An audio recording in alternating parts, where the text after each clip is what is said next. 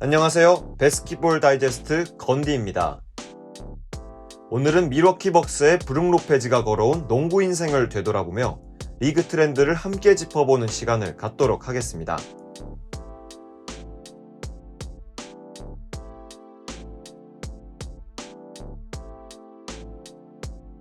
네츠 시절의 브룩 로페즈는 포스트업을 무기로 하는 정통 센터였습니다. 로페즈는 네츠 시절 내내 포스트업 시도수 10위권 내에 랭크된 포스트업 머신이었고, 슛 차트에서 가장 시도수가 많았던 구간 역시 이 플로터, 훅슛 구간으로 훅슛과 페이더웨이 등을 주로 쏘는 전형적인 1대1 공격수였습니다.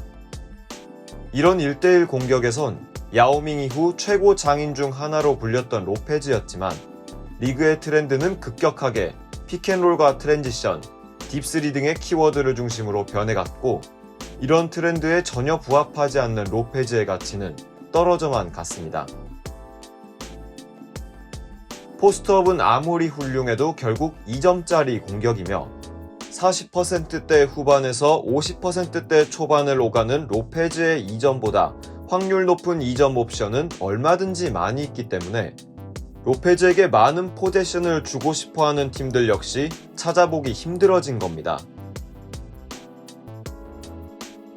결국 로페즈는 계약 기간 만료를 앞두고 레이커스로 트레이드 되었다가 고작 1년 3밀이라는 헐값의 계약으로 벅스에 합류합니다. 당시 로페즈의 나이가 고작 30이었다는 점을 감안하면 커리어 마감을 앞둔 선수들과 거의 비슷한 수준의 가치 평가를 받은 셈인데요. 그러나 로페즈는 벅스에서 마이크 부데놀저를 만나 극적으로 부활하게 되고, 매년 5할권에서 사투를 벌이던 밀워키 벅스는 로페즈 영입 이후 MVP 아테토쿤보를 탄생시키며 대표적인 동부의 컨텐더로 올라섭니다. 밀워키는 로페즈 영입 이후 5년간 디비전 우승을 기록했고, 이 5년 동안 압도적인 격차로 정규 시즌 승률 1위를 기록하고 있는데요. 벅스의 로페즈는 이적 1년 만에 자신의 몸값을 회복했고, 올해는 34세 나이로 커리어 하이를 기록 중입니다. 대체 무엇이 로페즈의 운명을 바꾼 걸까요? 정답은 본인과 가장 어울리지 않는 공격인 트랜지션과 본인이 가장 막기 힘들어했던 픽앤롤에 대한 발상의 전환입니다. 로페즈는 직접 볼을 뺏고 달리며 트랜지션을 뛸 수 있는 선수는 아닙니다. 하지만 로페즈에게는 팀의 트랜지션을 강하게 만들어줄 능력 두 가지가 있는데요. 첫 번째는 박스아웃 능력입니다. 로페즈는 7피트의 키로 리바운드를 10개도 잡지 못한다는 비아냥을 수없이 듣던 선수였지만, 트래킹 스탯에서 나타나는 박스아웃에 대한 공헌은 상당히 높은 선수였는데, 벅스 이적 후 그의 리바운드에 대한 공헌은 보는 누구나 알 수 있을 정도로 빛이 나게 됩니다. 바로 파트너가 된 쿤보 때문인데요. 쿤보와 로페즈가 함께 뛰게 되면서 쿤보는 36분당 수비 리바운드를 평균 4개 가까이 늘렸고, 로페즈의 박스 뒤에서 원 없이 리바운드를 잡고 뛰는 특유의 속공으로 MVP까지 오르게 됩니다. 이런 단단한 박스아웃 뒤에서 손쉽게 리바운드를 잡고 뛰는 호쾌한 속공은 벅스를 일순간 컨텐더로 만들었고, 쿤보의 트레이드 마크 또한 코스트 투 코스트가 되었죠. 속공은 가장 효율적인 득점 루트 중 하나이며, 이런 속공을 많이 시도할 수 있는 환경 자체가 팀에게는 강력한 무기가 됩니다. 벅스에겐 그 환경이 바로 로페즈의 박스아웃이었던 것이죠. 박스아웃은 어떤 상황에서든 가치 있는 플레이지만, 노장팀이었던 2010년대 초중반의 네츠에 비해 준비된 속공수가 있었던 벅스에서 로페즈의 박스아웃은 템포에 직접적인 공헌을 하며 더욱 눈에 띄게 빛날 수 있었습니다.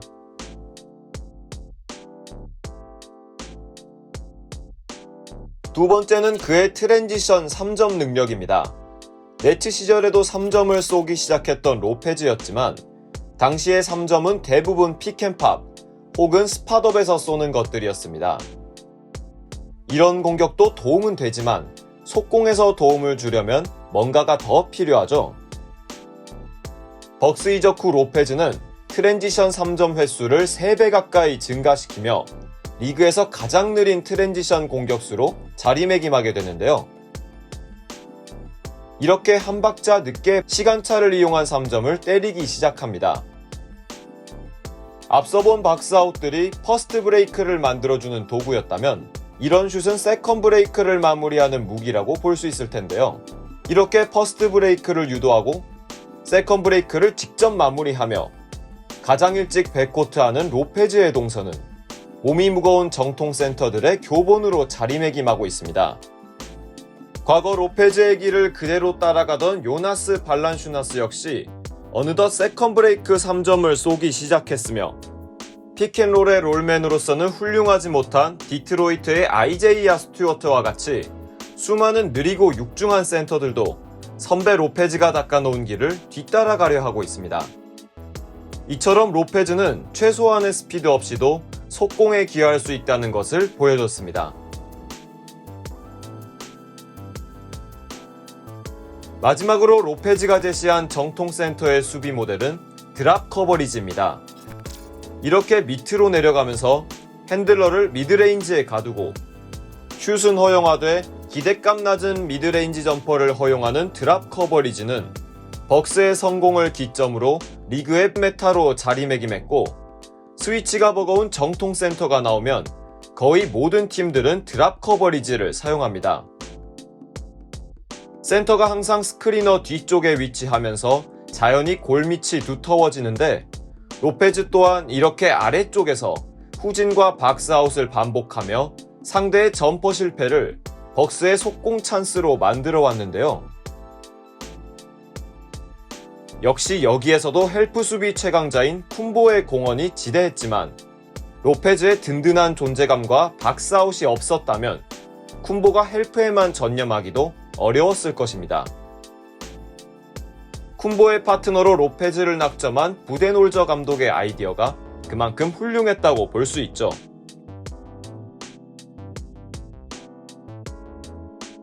더불어 올 시즌 들어 이 수비에도 조금의 변화가 있었는데요. 기존의 벅스가 코너와 윙의 3점에 비해 골밑 수비를 우선시하는 팀이었다면 올 시즌부터는 3점 라인에 붙어 상대의 3점 슛을 적극적으로 막아내며 로페즈를 돕는 헬프 수비의 빈도를 줄이고 있습니다. 옆쪽에서 헬프하는 쿤보의 도움을 받던 로페즈가 이번 시즌에는 유타 시절의 고베어처럼 골밑에서 2명을 체크하는 상황이 잦은데요. 로페즈는 의외로 더 강력한 게투를 보여주면서 자신의 블록 커리어 하이를 갱신하고 있습니다. 오랜 드랍 커버리지에서의 경험을 바탕으로 핸들러의 점프 타이밍을 정확하게 읽어내는 모습이며 돌파하는 선수의 딜을 가려버리는 특유의 존재감 또한 여전합니다. 로페즈의 이런 공헌으로 인해 벅스는 상대 3점슛 시도 횟수를 7개나 줄이며 여전히 림에서 강력한 모습을 보이고 있는데요. 그 결과 스몰볼 시대의 희생자였던 로페즈는 34세 나이로 강력한 디포이 후보가 되었습니다. 수비왕 쿤보의 그림자에서 이제는 전면으로 나선 것이죠. 과거부터 현재까지 로페즈는 여전히 가장 느리게 뛰는 선수 중 하나입니다. 하지만 로페즈는 자신이 가진 무기들을 끝내 빨라지는 리그의 트렌드에 적용시켰고 스스로 트렌드에 필요한 요소를 개발해가며 어엿한 리그의 트렌드 세터 중 한 명이 되었습니다. 다른 선수를 편하게 달릴 수 있게 만들며 본인은 더욱 느리게 뜁니다.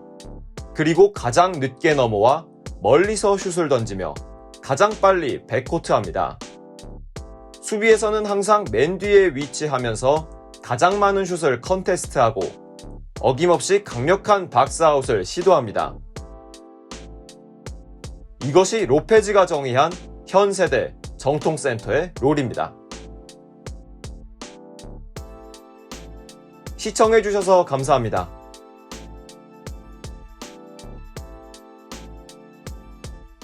재밌게 보셨다면 구독과 좋아요 부탁드립니다.